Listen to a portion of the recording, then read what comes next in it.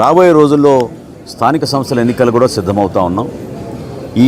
ఈ కోణం నుంచి మనం చూసినప్పుడు ప్రతి ఒక్కరికి ఒక అవకాశం కల్పించే విధంగా, ఎక్కడైతే స్థానికంగా నాయకత్వం ఉందో ఆ నాయకత్వాన్ని బలోపేతం చేసే విధంగా ఇక్కడ ఒక మాట మాత్రమే మీకు మీ దృష్టికి తీసుకొస్తున్నాను. ఎందుకంటే ఉదయం నుంచి చాలామంది నన్ను ఫోన్లు చేసి అడిగారు, ఒక పత్రికా వార్తలు వచ్చినాయని.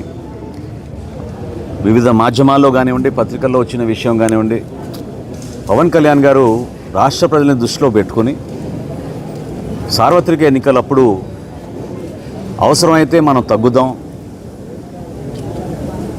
ఏ ప్రాంతంలో మన అభ్యర్థులు ఉన్నారో పార్లమెంట్లో కానివ్వండి, శాసనసభలో కానివ్వండి, వాళ్ళందరికీ కూడా పోటీ చేసే అవకాశం ప్రతి ఒక్కరికి ఈ సందర్భంలో కల్పించలేకపోతామేమో. కానీ రాబోయే రోజుల్లో పార్టీని బలోపేతం చేసుకుంటూ ముందుకెళ్దాం.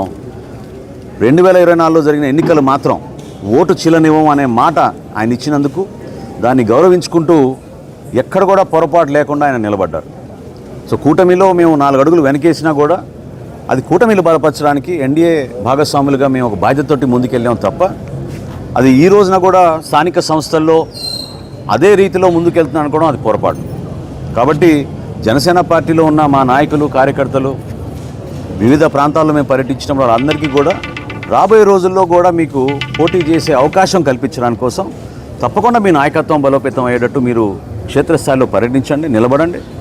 పవన్ కళ్యాణ్ గారు కోరేది కూడా ఒకటే, యువత ముందుకు రావాలి, మహిళలు ముందుకు రావాలి, రాజకీయంగా అందరికీ మనం చక్కటి అవకాశం కల్పించాలి. అటువంటి అద్భుతమైన ఒక వేదిక కష్టపడి జనసేన పార్టీ నిర్మాణం చేసినప్పటి నుంచి కూడా ప్రజల పక్షాన్ని నిలబడి పోరాటం చేస్తూనే ఉన్నారు. కాబట్టి అప్పుడు వర్తించిన ఫార్ములా ఈరోజు కూడా వర్తిస్తుందనే వార్త ఈరోజు వచ్చింది. అది కరెక్ట్ కాదు. మననే మాకు ఎన్డీఏ సమన్వయం చేసుకుంటూ మీటింగ్ చేసుకున్నాం.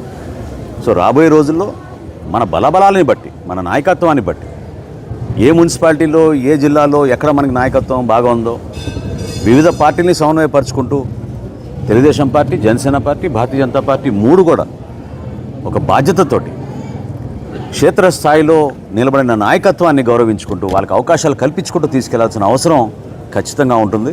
కాబట్టి సార్వత్రిక ఎన్నికల్లో జరిగిన సందర్భం, ఆ సమయం, ఆ రోజు మా పార్టీ అధ్యక్షులు పవన్ కళ్యాణ్ గారు తీసుకున్న నిర్ణయం రాష్ట్ర శ్రేయస్సు దృష్టిలో పెట్టుకుని, ప్రజల గురించి దృష్టిలో పెట్టుకుని, జగన్మోహన్ రెడ్డికి ప్రభుత్వాన్ని మనం వ్యతిరేకించాలంటే ఓటు చీలనివ్వకూడదనే ఆలోచనతో ఆయన తీసుకున్న నిర్ణయం అది ఆ రోజున.